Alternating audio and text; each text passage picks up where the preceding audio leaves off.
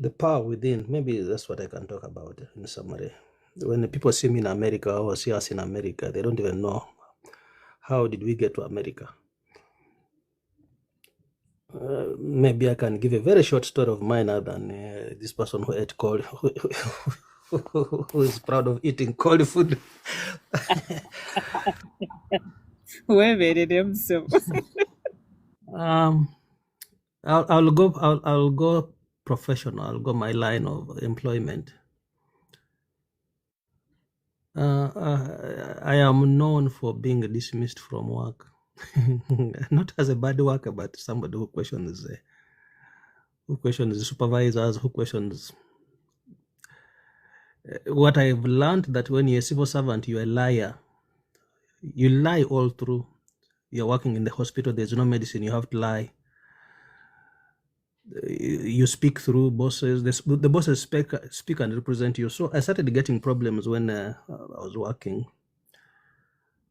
So I lost a job in Moroto Hospital over questioning my supervisors. And then they told me there are so many. When they were telling me losing that job, I was not dismissed. I walked out. They told me there are so many people who are looking for jobs. There are so many people on the streets. Then I told them, me, I'm not a street. I'm not a street person. And then they were like, how could you say that to the hospital administrator? I said, he told me there were so many people on the streets, and I told him, me, I'm not a street person. They call it indiscipline, and so they told me they wanted to take me to the disciplinary committee. I told them, you don't need to bother. I can board the gateway the next day. So by 4 a.m. I was on gateway out of Karamoja. You can imagine if I was obedient, I would be locked up in Karamoja.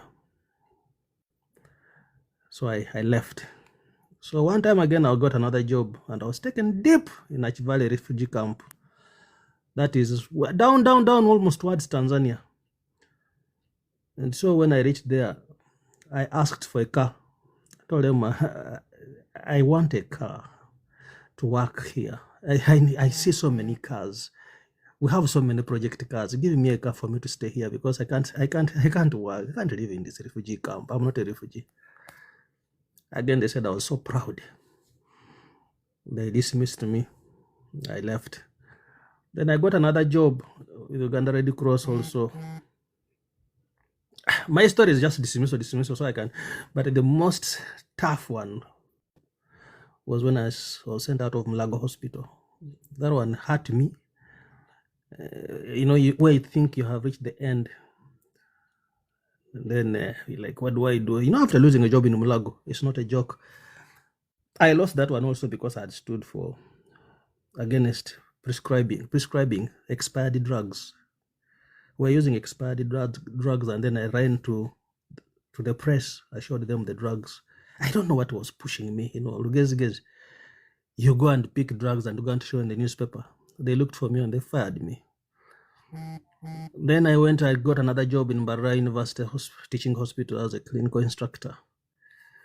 I also clashed again. That one, I was during a word round. I mentioned things that had hurt the professors. I'm like, if a child dies before us, this child has died. I was in charge of the children's clinic. Actually, I'm one of the founder members of Total Ward in Barra University. I told them if a child can die before us, like this, the professor, the nurses, everybody, houseman here, senior houseman, everybody, did we go to school? Why did this child die? And then they said I was very indisciplined. They fired me. Then the last job was with the CDC, Center for Disease Control, the US Embassy. That one was the last one. The most.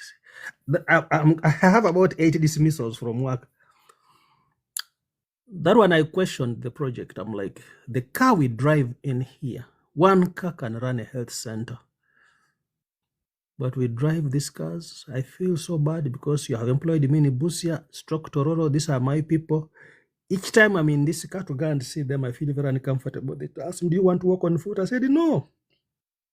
I'm saying we're using very expensive means to go and see poor people. So the embassy asked me, are you opposed to the project? They dismissed me, but now I'm talking from America. I mean, Can you imagine being sent away from CDC, working with the US Embassy, and end up with them instead in America? So it's a small story that shows resilience and power within. Because all along you lose time, you grow old, you have a family, but it's like, I have to support these people. I am not yet done. And so that's the power within. If you wanted me to tell you about sports, I'm a track and field coach. I'm a coach who coaches people to run. My athletes were Olympic runners. But you make them to say, yes, we can. They think about the race, dream about that race. Construct a race within you before you execute it. That's just to pump the power within. Yes, I'm also a youth mentor now. I'm going to the other side of the world. So I just wanted to tell you those small stories of power within. What's your power that drives you? What's that power that they don't kill? If I told you my story and I was a weak person, there was somewhere I should have committed suicide. If you lose jobs like me, now I'm so worried about America. I'm like, here. After here, maybe heaven. Madways, that is enough. Dr. James, I have one question. Yes, please. Do you think, are there cultural practices or traditions in African communities that can inspire or support women in building discipline? Are there what? Cultural practices or traditions in African communities that can inspire or support women in building discipline? Madwe, that's a very hard question. How do you expect me to answer that question? I'm just thinking now. Are there traditions in Africa that can inspire women? Yes, they're there.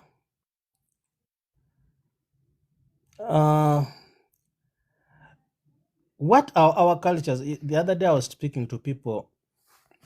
I was telling. I think it's in one of the spaces where I told people that I like African culture. The African culture, first and foremost, like, people are proud to raise families. Women are proud to raise families. We're talking about reproductive health. And then we're talking about how women are pushing for equality. Then I was telling them, what is equality to you as a woman? What do you think that is? Now, there are African cultures that define a woman as the owner of the home. I was telling, it was a Kenyan space where I told them that for us, when they say I'm going Ewana Alongo, that is a home. We have a culture where our homes are named with the name of a woman. If a woman is a Muganda, you'll say Namuga. I was telling them to Kenyans in the local language, Njewa Namuganda. Njewa Muteso. So we had homesteads, and to show power in that home, to make a woman feel she owns the home. You define her, you define that home and family by that woman. When I'm going to the other home, in the other homestead, you mention the name by tribe. So that was a culture. I was telling people, the Kenyans who are discussing equality, do our women have rights to be equal and have rights? Because they were condemning that it's like men have rights to infidelity. Then I told them that for us it wasn't infidelity. It is just because we have not promoted the culture that it was, having land, having property. They were discussing DNA. In African cultures, we didn't have DNA. Because if your wife did not bear a child, the word mulamu, I don't know whether it is in your culture, the word mulamu meant that you brought another one, a spare part, to make sure you don't lose that heritage. So that culture is dying, but it empowered women at a certain level. You don't leave your home, you stay in your home, you stay, you control your circle. You are defined by the number of children in your circle. And of course, that meant inheritance. It was a tough discussion, and I told the Kenyans a different way. I said, for us, we had way that preserved. When you are called a mulamu, it means you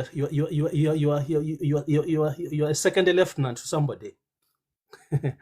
I don't know whether you have understood what I've said. Madways, have you got me? Sarah, of course, as a feminist. Yes, I'm getting you.